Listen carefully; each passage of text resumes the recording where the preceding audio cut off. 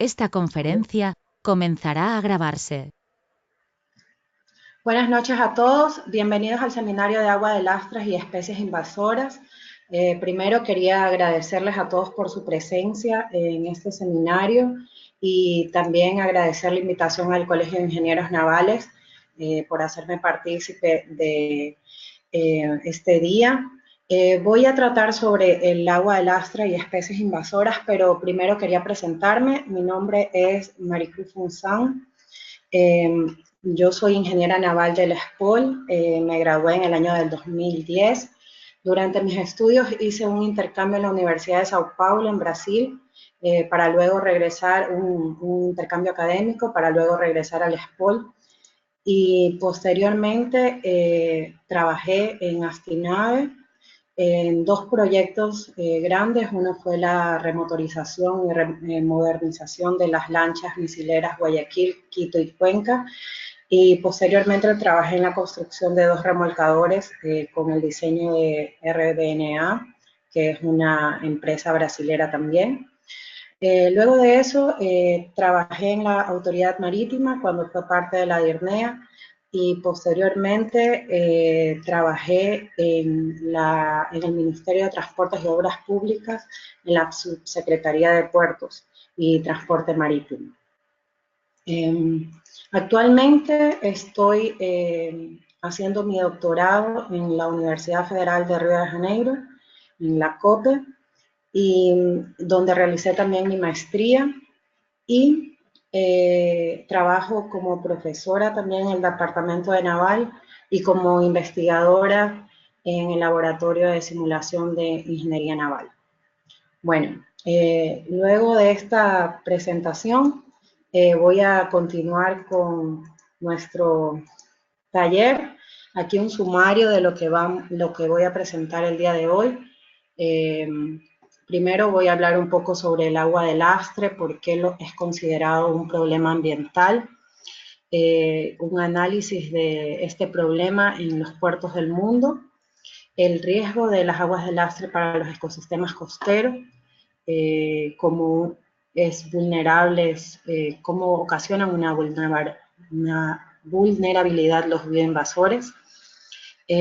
Voy a hablar un poco sobre las especies invasoras en el agua de lastre, el movimiento de estas especies, y finalmente voy a concluir con las leyes vigentes respecto al agua de lastre y la regulación internacional y las posibles soluciones. A lo largo de la historia, el papel del transporte marítimo ha sido de vital importancia.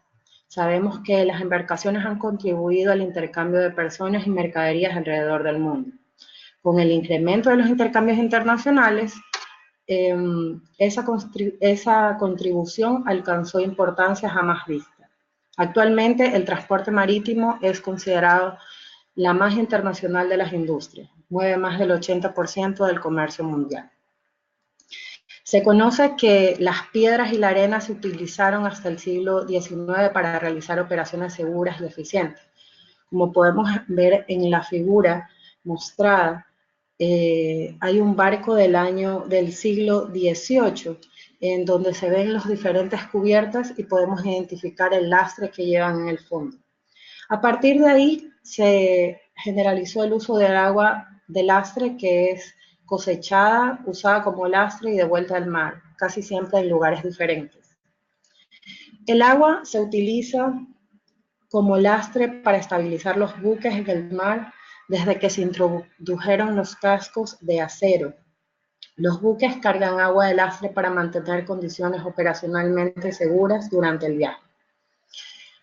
Los barcos están diseñados y construidos para moverse a través del agua, transportando cargas tales como petróleo, minerales, contenedores, etc. Por lo tanto, si el barco está viajando aún sin carga o solamente con una porción de su carga, él no va a tener suficiente peso para mantenerse dentro del agua. Entonces debe tomar lastre a bordo para añadir peso que lo mantenga estable y así ser capaz de operar de forma efectiva y segura. Esto incluye mantener al barco a una suficiente profundidad dentro del agua, para asegurar la eficiente operación de la hélice, el timón, evitar inclinaciones, lo cual podría posiblemente causar una ruptura o un hundimiento también del buque. Pero, ¿cuáles son las ventajas del agua de lastre? Esta práctica va a reducir el esfuerzo del casco, va a facilitar la estabilidad transversal, mejorando la propulsión y la maniobrabilidad, y compensa los cambios de peso como consecuencias de los distintos niveles de carga y de consumo de combustible y agua. A pesar de que tiene muchas ventajas, esta agua de lastre también es un problema ambiental. Aunque es fundamental para la seguridad y eficiencia de las operaciones de un buque moderno, el agua de lastre puede plantear problemas ecológicos, económicos y de salud grave debido a la multitud de especies marinas que contiene. Entre estos organismos se incluyen bacterias, microbios, pequeños invertebrados, huevos, quistes y larvas de distintas especies.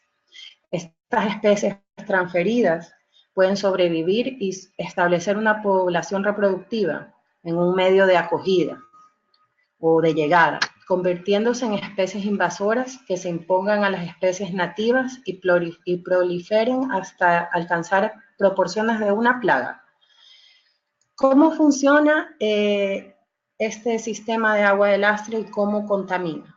Como podemos ver en la figura número 1, tenemos que en el puerto de origen está una embarcación de carga, está haciendo su trabajo de desembarque, y los tanques son llenados parcial o totalmente con agua de lastre. Junto con ellos, esta agua tiene diversos organismos que están presentes, que van a estar cargados en sus bodegas de lastre, como vemos en la figura 2, debido a que estas bodegas de carga están vacías o semicargadas, ¿no? Y luego, en el puerto de destino, el barco descarga esta agua de lastre y llega y llena sus bodegas o embarca carga, nueva carga. En este punto vemos que al descargar esta agua de lastre va a descargar también todas las especies que están en esta agua contenidas. El problema de las especies invasoras en el agua de lastre de los buques se debe en gran medida a la expansión del comercio y del volumen de tráfico. Como ustedes en las últimas décadas. Como ustedes pueden ver en esta figura, tenemos el volumen de mercancías que se han transportado alrededor del mundo en la línea roja, y tenemos en la línea celeste todas las mercancías que han sido transportadas por medio del mar. Ustedes pueden ver que la misma tendencia de crecimiento del transporte de mercancías mundial las tenemos con el transporte de mercancías a través del mar. Este volumen de mercancías nos ha dado ese problema de lastre, y es posible que el problema no ha llegado en su momento más grave todavía. Los efectos en numerosas zonas del mundo han sido devastadores. Los datos cuantitativos señalan que el número de invasiones biológicas sigue aumentando de manera alarmante, con un número de nuevas zonas invadidas cada vez mayor. Como vemos en esta figura, tenemos un ejemplo del coral sol, que es una especie invasiva que ha llegado al Golfo de México y a las costas del litoral brasilero. Este coral sol se ha instalado al lado de un coral nativo, y en esta foto podemos ver que ha pasado un mes después de esa instalación, y este coral nativo está alrededor de un 50% o más de un 50% muerto por la invasión del coral sol. ¿Cómo podemos hablar sobre el agua de lastres como un problema en los puertos del mundo? Las áreas portuarias son particularmente vulnerables a las bioinvasiones. ¿Por qué? Porque concentran actividades en las que pueden transportar, introducir y dispersar nuevas especies, como las operaciones de lastre, limpiezas de cascos, de los buques, tráfico de embarcaciones de diferentes tipos y de orígenes. Además, las condiciones que podemos ver, que podemos observar, pueden favorecer esta introducción, establecimiento y dispersión de especies invasoras. Estas condiciones son la similaridad entre el puerto de origen y destino, la disponibilidad de nichos ecológicos, la ausencia de organismos competidores, depredadores o parásitos, la disponibilidad de sustratos duros artificiales y también naturales, y que la mayoría de puertos están en ambientes protegidos como bahías, estuarios, etc. Históricamente, los científicos descubrieron por primera vez los síntomas de introducción de especies foráneas tras la aparición masiva de las algas fitoplánticas asiáticas Ondonella sinensis en el Mar del Norte en 1903. Pero hubo que esperar hasta 1970 para que la comunidad científica empezara a estudiar el problema en detalle. A finales de la década de 1980, Canadá y Australia señalaron sus preocupaciones al Comité de Protección de Medio Ambiente, MEP, de la OMI, porque se encontraban afectados particularmente con estas especies invasivas. De forma general, podemos decir que la propagación de estas especies invasivas se reconoce actualmente como una de las mayores amenazas al bienestar ecológico y económico del planeta. Estas especies causan daños a la biodiversidad y a la valiosa riqueza natural de agua y de tierra de la cual dependemos. Los efectos directos e indirectos en la salud son cada vez más graves y los daños al medio ambiente suelen ser irreversibles. Analizando los problemas de agua de lastre en los puertos, podemos ver algunos ejemplos de bioinvasiones en estas figuras que han causado efectos graves y que han sido encontrados en diversas partes del mundo. Podemos ver en las tablas a continuación algunos países y regiones que se han visto afectadas por estos bioinvasores. Como ejemplo de esta tabla podemos ver el cangrejo chino, el cual es nativo del norte de Asia y ha sido introducido a Europa Occidental y al Mar Báltico. ¿Cuál ha sido el impacto? Esta migración masiva con fines reproductivos ha alcanzado en las orillas de los ríos y diques erosiones, presentándose también como una competencia con las especies nativas de especies invertebrados, causando extinciones durante los brotes poblacionales. Otro ejemplo de esta tabla son algas tóxicas, por ejemplo, que son nativas de algunos lugares y han migrado a lugares fuera de su espacio nativo, nuevas áreas en agua de lastre de los barcos, formando flores dañinos de algas, causando la muerte masiva de la vida, el agotamiento del oxígeno, liberación de toxinas, han ensuciado las playas, impactado al turismo. Estas especies también pueden contaminar a los mariscos, provocar cierre de pesqueros, porque muchas veces los mariscos han sido contaminados y los seres humanos que se han alimentado de estos mariscos sufren estas enfermedades. En esta siguiente tabla podemos ver otros tres ejemplos, de los cuales quiero destacar la estrella de mar del Pacífico Norte, que es nativo de esta área, y ha sido introducido a Australia del Sur, el cual se reproduce en grandes escalas, en grandes cantidades, alcanzando rápidamente los entornos invadidos, alimentándose de especies de vieiras, ostras y almejas, afectando al comercio de estas zonas. Finalmente, en la última tabla, puedo destacar dos especies. La primera es el mejillón cebra, que es nativo de Europa del Este, del Mar Negro exactamente, y ha sido introducido en Europa Occidental y Septentrional, incluidos Irlanda y el Mar Báltico y la mitad oriental de América del Norte. ¿Qué hace este mejillón? Falsea las superficies duras disponibles, desplaza la vida acuática, altera el hábitat, la cadena alimentaria, causa graves problemas de ensuciamiento de buques, bloquea las tuberías de toma de agua y ha causado grandes costos económicos. Ha sido evaluado en Estados Unidos y alrededor entre 1989 y el final del 2010, 1.000 millones de dólares de pérdidas. Otra especie que también ha afectado es el coral sol, que es nativo del Océano Pacífico y es una especie que se ha introducido en Brasil y en el Golfo de México. Esta especie promueve su permanencia, excluyendo la flora y la fauna natural, matando especies nativas, como pudimos ver anteriormente en la imagen, y compitiendo con especies de valor económico, como lo son el mejillón, por ejemplo, y que son fuentes de alimento.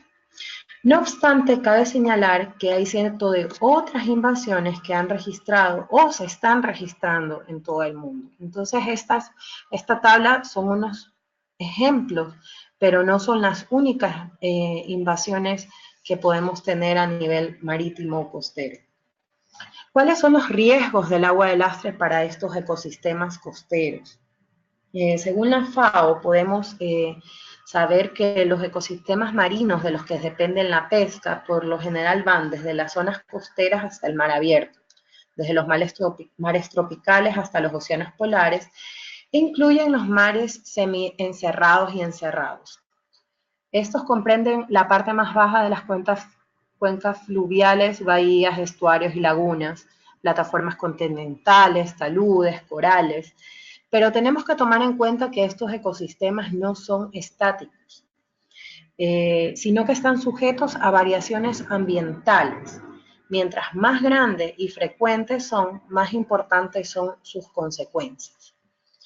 Estos cambios repercuten en la capacidad de recuperación del ecosistema respecto a los impactos.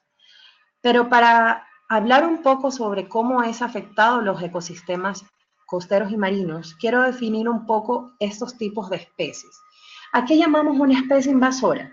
Es la que se ha establecido y propagado o tiene su potencial para hacerlo fuera de los límites de su distribución natural, constituyéndose entonces en una amenaza para los ecosistemas, para el hábitat y para otras especies.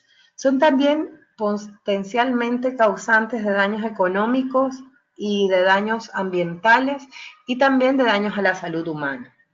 La mayoría de estas especies invasoras son exóticas, pero es importante notar que las especies nativas también pueden convertirse en especies invasoras bajo condiciones ambientales alteradas.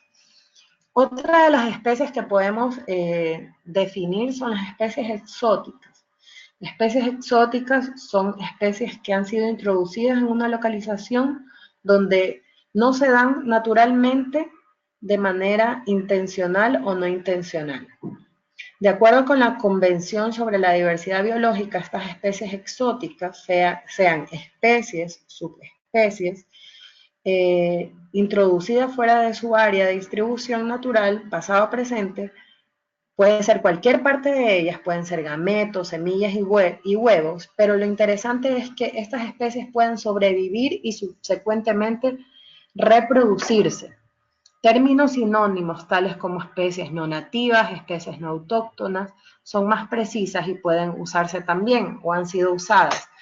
Se utiliza también nombres como especies introducidas, salvajes o extranjeras. Otro término interesante es una especie exótica invasora.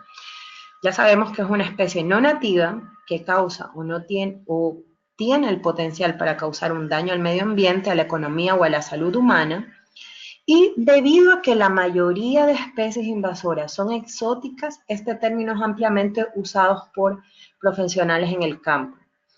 Existen varias versiones para definición de especie exótica invasora, como por ejemplo, una especie exótica cuyo establecimiento y propagación amenaza los ecosistemas ecosistemas, hábitat o especies causando daños económicos o ambientales.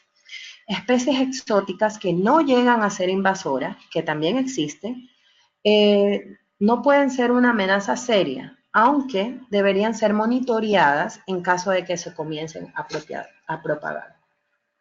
Finalmente, una especie criptogénica, que es llamada así cuando su origen biogeográfico es desconocido o incierto. Este término debe ser empleado cuando no existe una evidencia clara de si esta especie es nativa o exótica. Bueno, ahora que hemos definido estos términos, podemos hablar sobre el proceso de invasión. ¿Cómo funciona? Este proceso puede ser definido en 3 fases o en un ciclo de 3 partes, en el cual la introducción de las especies, estas especies deben sobrevivir durante y después del viaje. Es sabido que algunas especies no logran sobrevivir a causa de las condiciones ambientales inadecuadas, como luz, temperatura, salinidad o niveles de nutrientes, etc. La segunda fase, luego de la introducción, es el establecimiento y reproducción de las especies introducidas. Todos los sobrevivientes deben persistir y reproducirse exitosamente hasta que se neutralicen, o sea, que establecer una población fundadora autosostenible.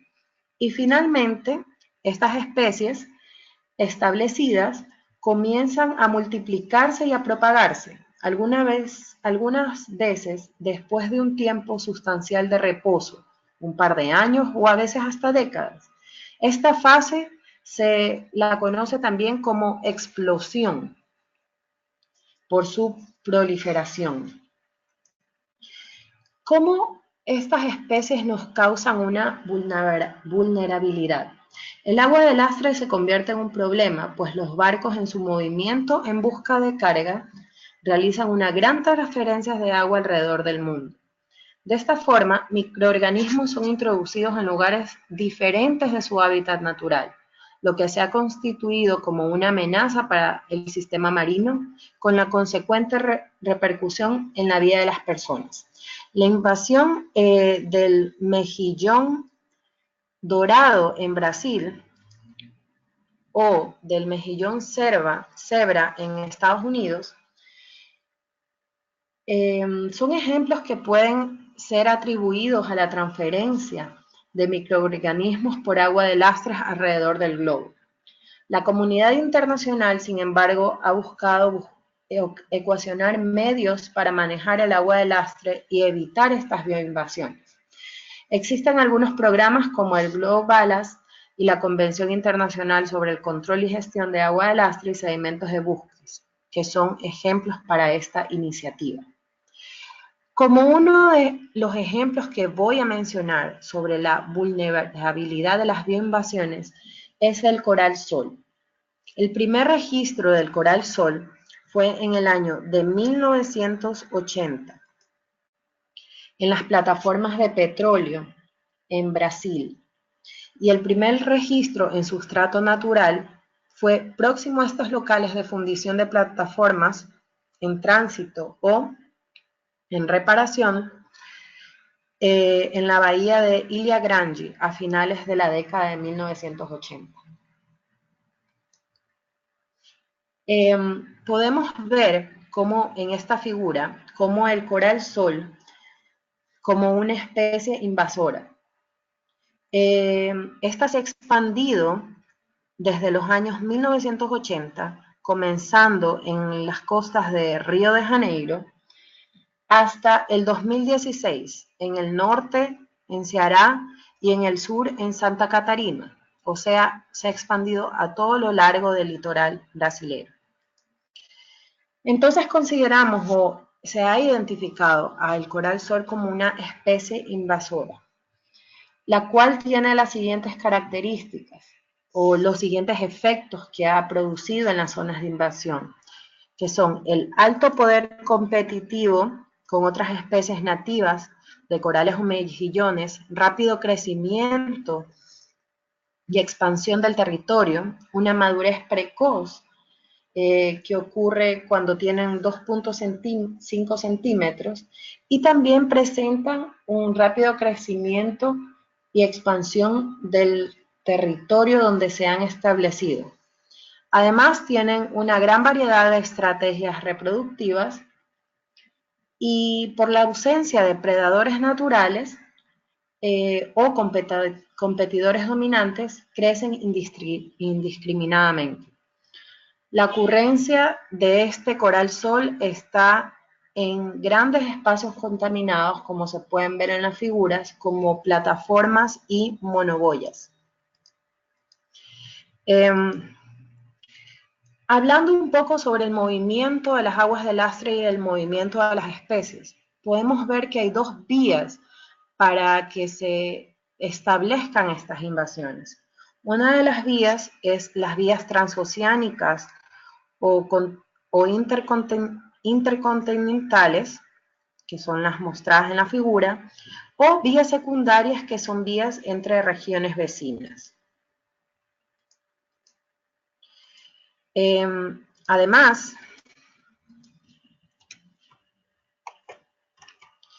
disculpen que la presentación no está funcionando.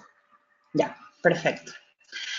Además, podemos tomar como el ejemplo del coral sol y el movimiento de estas especies, que existen dos tipos de coral sol identificados aquí en Brasil.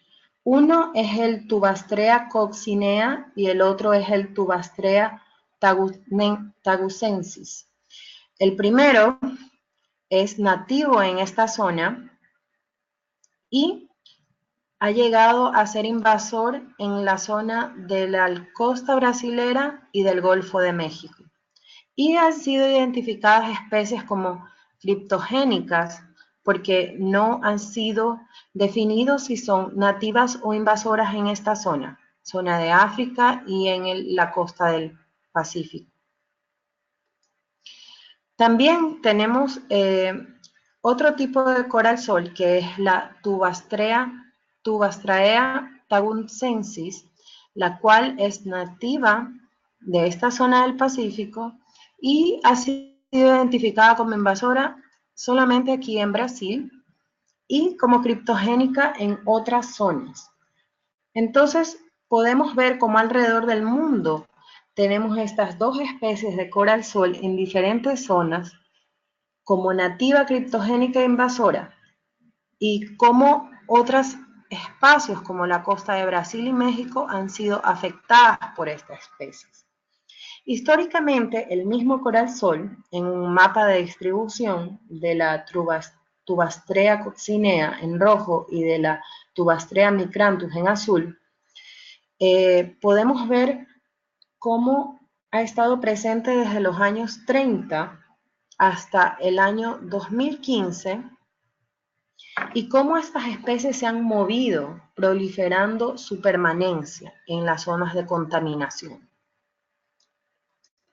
Asimismo, vemos que en el mapa de Brasil, cómo se ha distribuido históricamente el coral sol en la costa brasilera, comenzando en el estado de Río de Janeiro, en el sudeste, y en los años 90, y moviéndose o expandiéndose hasta el norte y hacia el sur, al sur llegando en el 2012, y al norte en el estado de Ceará, comprobando que las especies se han movido en los años a partir de los años 2016.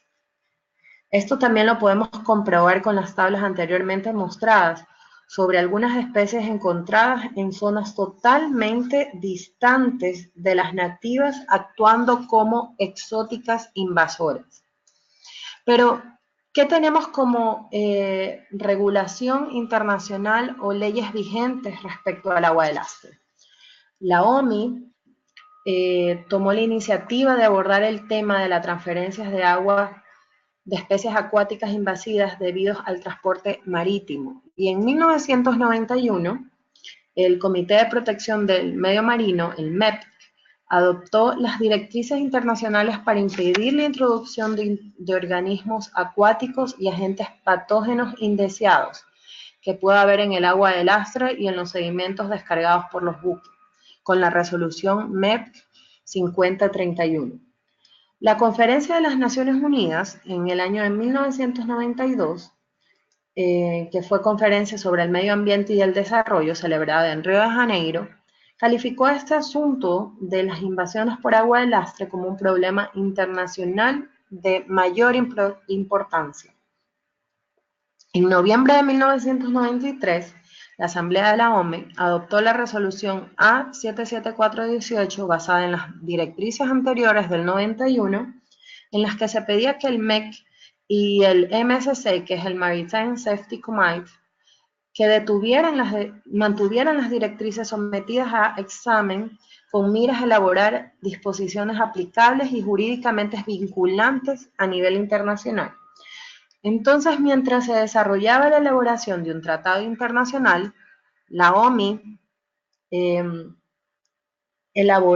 adoptó unas directrices en 1997 con la resolución A86820 para el control y gestión de aguas de lastre de los buques, a fin de reducir al mínimo la transferencia de organismos acuáticos perjudiciales y agentes patógenos, en la que se invita a los Estados miembros a que utilicen estas nuevas directrices para abordar las cuestiones relacionadas con las especies acuáticas invasivas.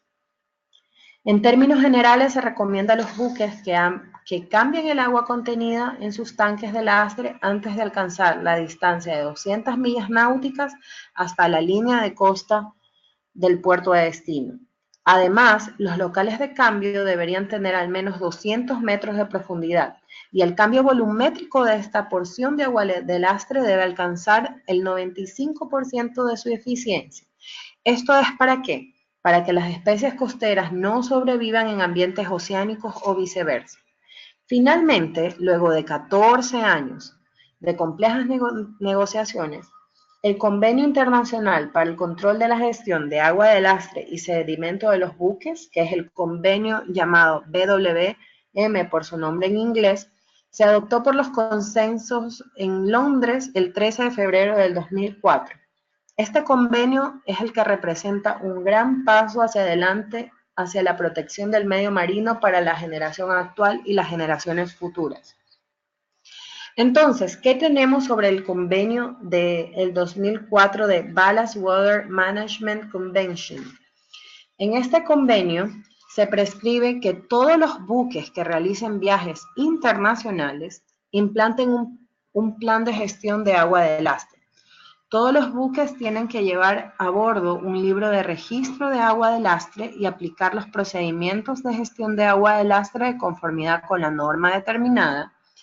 Las partes en el convenio tienen la opción de adoptar medidas adicionales en conformidad con los criterios establecidos en el convenio y las directrices de la OMI. O sea, las autoridades marítimas pueden colocar nuevas restricciones a más de lo que el convenio permite para el cumplimiento de estas directrices. Y el MEC aprobó en julio de 2005 la adopción de 14 directrices, la última de las cuales se adoptó mediante una resolución MEP 17358 en octubre del 2008. Entonces ha sido un convenio que ha venido evolucionando. Además, han sido definidos estándares para la gestión de agua de lastre, el estándar de cambio de agua de lastre, que es la regla de 1, y el estándar de performance de agua de lastre, que es la regla de 2, que determina el nivel mínimo de eficiencia de los sistemas de tratamiento de agua de lastre, que deberán ser cumplidos y deberán atender y ser cumplidos por la OMI y utilizados por los buques. O sea, la OMI va a tener que aprobarlos y van a ser utilizados por los buques. Reconociendo que ciertos aspectos técnicos y operativos de los buques limitan la efectividad del intercambio oceánico como método de prevención de las bioinvasiones, la Convención ha fijado plazos para el uso de la regla D1 y para que posteriormente esta regla sea sustituida por la regla D2. Los plazos se difieren para cada buque en función de su capacidad de lastre y de su año de construcción. De esta forma, se cree que el uso de sistemas de tratamientos a bordo de los buques es la futura solución del problema. Considerando la gestión de los sedimentos acumulados en los tanques de lastre de los buques, los países también deberán asegurar, o sea, las autoridades marítimas, que los locales destinados para la realización del mantenimiento y limpieza de esos tanques deberán poseer instalaciones adecuadas para la recepción de estos sedimentos. Disculpen. Estas instalaciones deben implantarse de acuerdo con directrices desarrolladas por la ONU. Pero, ¿cuáles son las posibles soluciones que tenemos para la aprobación de sistemas de gestión de agua de lastre? Durante el proceso de elaboración del convenio se hicieron esfuerzos considerables para formular normas sobre la gestión del agua de lastre, de una gestión adecuada. Para el cambio de agua de lastre y norma de eficacia de la gestión del agua de lastre. Las directrices D8, que se revisaron en 2016, convirtiéndose en un código obligatorio para la aprobación de sistemas de gestión de agua de lastre, que es el código BWMS. En la regla D3 del convenio también se prescribe que los sistemas de gestión de agua de lastre en los que se utilizan sustancias activas para cumplir los dispuestos con el convenio deberán ser aprobados por la OMI en conformidad con el procedimiento para la aprobación de los sistemas de gestión de agua de lastre en los que se utilizan sustancias activas. Entonces, el procedimiento D9 consiste en un proceso de dos niveles. Primero tenemos una aprobación inicial y después una aprobación definitiva. ¿Para qué? Para garantizar que el sistema de gestión de agua de lastre no plantee ningún riesgo inaceptable al medio ambiente, a la salud de los seres humanos, a los bienes o recursos transportados también. Como posible solución, tenemos un grupo que es el GESAM, que es el Grupo de Expertos para la Protección Medioambiental de los medios marinos. Ellos constituyeron un grupo técnico de expertos para examinar estas propuestas que fueron presentadas para la promoción de sistemas de gestión de agua de lastre que utilizan sustancias activas. Entonces, este grupo de trabajo presenta informes a la organización en los que se determina si tales propuestas presentan riesgos inaceptables de conformidad con los criterios especificados en el procedimiento D9. En el convenio prescribe que se lleve a cabo un examen para determinar si se dispone de tecnologías adecuadas para el cumplimiento de la norma. En el convenio se prescribe que se lleve a cabo un examen para determinar si se disponen las tecnologías y este convenio nos ayuda a que podamos ver si estos sistemas cumplen o no. El MEC ha realizado una serie de exámenes de este tipo y ha concluido que hay algunos equipos que ya cumplen esta figura de la regla D2 del convenio de manejo de agua de lastre. Ahora, actualmente existen una lista de 73 sistemas de gestión de agua de lastre que utilizan sustancias activas que recibieron la aprobación básica de la IMO, entre los cuales podemos mencionar 3 como posibles soluciones. La primera es el Alpha Laval and Pure Ballast, que utiliza una tecnología de radiación ultravioleta más filtración y sistema de desinfección. Y el Optimarum Ballast Water Treatment usa solamente radiación ultravioleta. Y finalmente el Ocean Saver BWTs usa sistemas de desinfección. Como posibles soluciones, estos son 3 ejemplos de los 73 aprobados por la OMI en su en su aprobación básica. Como posibles soluciones también encontramos, y quiero destacar algunos estudios científicos sobre el manejo de agua de lastre. Entre ellos voy a mencionar dos. El primero es realizado por un grupo de investigadores brasileros de la Universidad de Sao Paulo y de la Universidad Federal Fluminense, los cuales han publicado un artículo que es Challenge to Implementing a Ballast Water Remote Monitoring System, en el cual ellos realizan un control de esta agua de lastre con diferentes características del agua. Ellos utilizan sensores y estos sensores van grabando diferentes tipos de información de esta agua de lastre contenida en los barcos, y esa información es enviada a un sistema de control, a una unidad de control, que puede ser enviada también a las navieras. ¿Para qué? Para hacer que este plan de manejo de agua de lastre ya es un complemento al libro de registros que tenemos. Otra de las estudios científicos sobre manejo de agua de lastre o como alternativas para esta solución para esta contaminación marina es un estudio científico realizado por una investigadora cubana, Telvia Arias Lafargue, cuyo nombre de artículo es Alternativa de Solución a la Contaminación Marina por Agua de Lastre, y ellos proponen un sistema térmico para poder tratar el agua y así ser una solución de contaminación. Finalmente, quiero destacar, quiero comentar que el convenio de manejo de agua de lastre entró en vigor el 8 de septiembre del 2017. O sea, entre que fue firmado, que fue en el año 2014 hasta el 2017,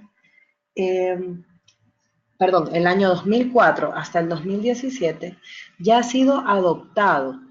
Todas las directrices prescritas para la implantación uniforme del convenio de manejo de agua de lastres y aprobación y certificación de tecnologías modernas de tratamiento de agua de lastre han eliminado las principales barreras para la ratificación del instrumento, y varios países han indicado su intención de adherirse al convenio en un futuro próximo.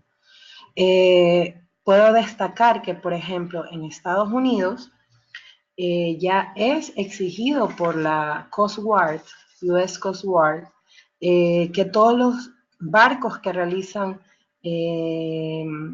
viajes internacionales tengan estos sistemas, y que estos sistemas, además de ser aprobados por la IMO, sean aprobados también por una dependencia de la Coast Guard americana.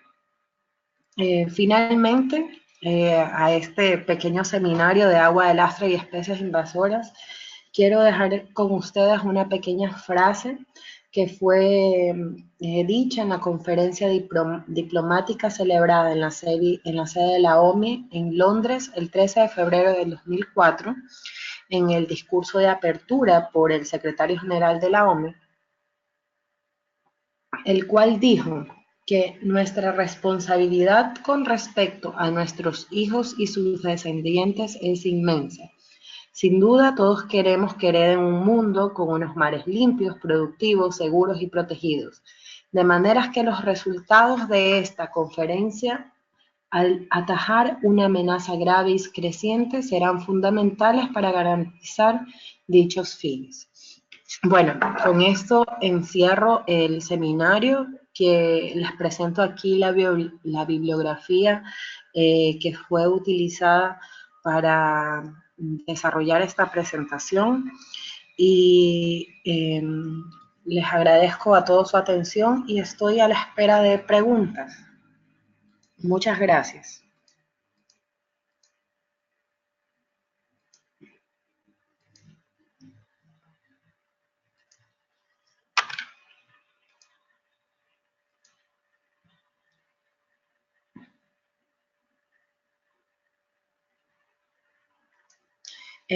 Estoy intentando activar el micrófono de todas las personas que están participando en este seminario. Si alguien tiene alguna pregunta, puede hacerla en este momento. Está activado. Ok.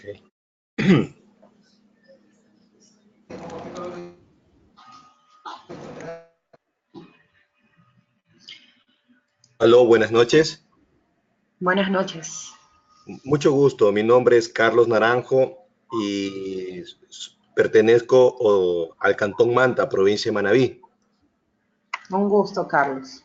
Bien, Dígame. bueno, mi inquietud, bueno, mi interés, bueno, primeramente felicitarle por el tema que es muy importante y más que todo que nos permite visualizar claramente lo que está ocurriendo en la realidad, ¿no? Verá, nosotros tenemos una legislación ambiental acá en nuestro país, Ecuador. Sí. No sé cómo está interrelacionado con este convenio para que los consultores ambientales o los gestores ambientales puedan presentar una propuesta directamente para soluciones dentro de las embarcaciones.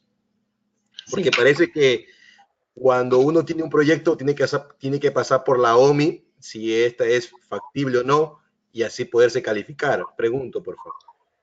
Sí, bueno, la legislación ambiental tendría que estar íntimamente ligada con la autoridad marítima. La autoridad marítima es la entidad que va a certificar que todos los convenios que son hechos por la OMI sean cumplidos. Entonces, inicialmente tenemos estas dos directrices, que la primera es de intercambio de aguas y la segunda ya es el uso y el manejo del agua de lastre utilizando equipamientos. Pero también tenemos lo que es el registro, entonces tenemos un plan de registro de cómo ha sido realizado este manejo del agua de lastre.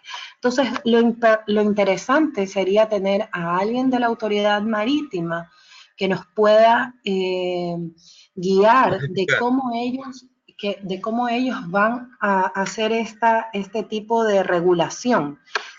Porque las autoridades marítimas como representantes, ¿no?, de la OMI en cada uno de los países, son ellos los que pueden poner algún tipo de alternativa de este plan de manejo de agua de lastre.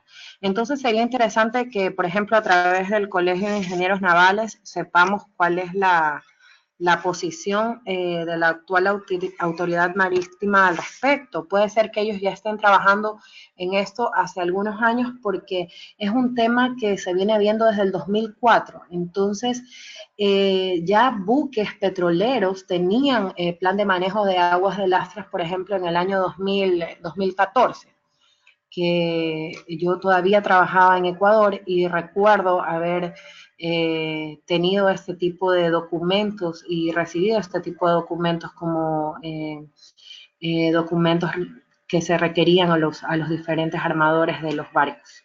No sé si contesté a su pregunta o tiene alguna otra inquietud. Claro, el asunto es que como Ecuador tenemos un nuevo código, el Código Orgánico Ambiental, donde agrupa no solamente normativas, sino que también una tabla donde se determinan las actividades tanto en tierra como en mar. Y por ende debe de cumplir con un requisito como es una certificación ambiental o un registro ambiental o una licencia ambiental. Para que esta actividad pueda operar, digamos, con un permiso ambiental. Sí, estoy viendo bien la situación y me parece bastante importante. Puedo decir algo también. Aquí en Brasil, por ejemplo, tenemos algunos órganos que realizan todos los permisos, aparte de la autoridad marítima, que en Brasil es la Marina Brasilera. Y no por agua de lastre, pero sí por otro caso, como es el desguace o descomisionamiento de plataformas, y por las nuevas resoluciones, ellos se han reunido y han tenido, y justamente en estos meses iba a salir una nueva normativa en donde englobaban las perspectivas de 3 entidades, que eran la Marina de Brasil, si mal no me equivoco, ANTAC, e IBAMA, que era, IBAMA es el medio, es el Ministerio del Medio Ambiente o la institución medioambiental. ANTAC es sobre transporte y la Marina de Brasil actúa como la autoridad marítima. Entonces, sería interesante, por ejemplo, conocer si tienen ya articulado algún tipo de regulación, porque nosotros como, por ejemplo, como operadores de barcos, no podríamos dejar de tener nuestras actividades en el mar, y creo que es un poco complicado también tener un permiso medioambiental que no sea establecido por la autoridad marítima del país, ¿no? Así es. Particularmente. Sí. ¿Alguien más desea hacer alguna pregunta? Carlos, muchas gracias por su inquietud. A usted, gracias.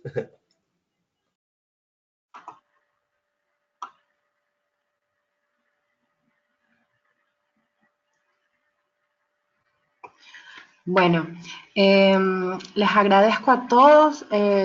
Estoy esperando a ver si Rafael tiene algún tipo de acotación o pregunta al respecto. Y también quería indicarles que esta presentación ha sido grabada y va a estar disponibilizada para el Colegio de Ingenieros Navales, para que si ustedes necesitan consultarla, si quieren consultarla, puede estar disponible.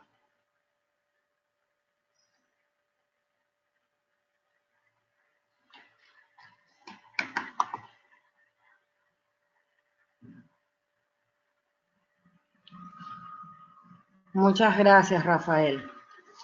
Bueno, entonces no hay más preguntas. Voy a encerrar este seminario. Les agradezco a todos por su presencia. Sé que es un poquito tarde en Ecuador, pero espero que haya sido provechoso y les agradezco y muy buenas noches a todos. Muchas gracias.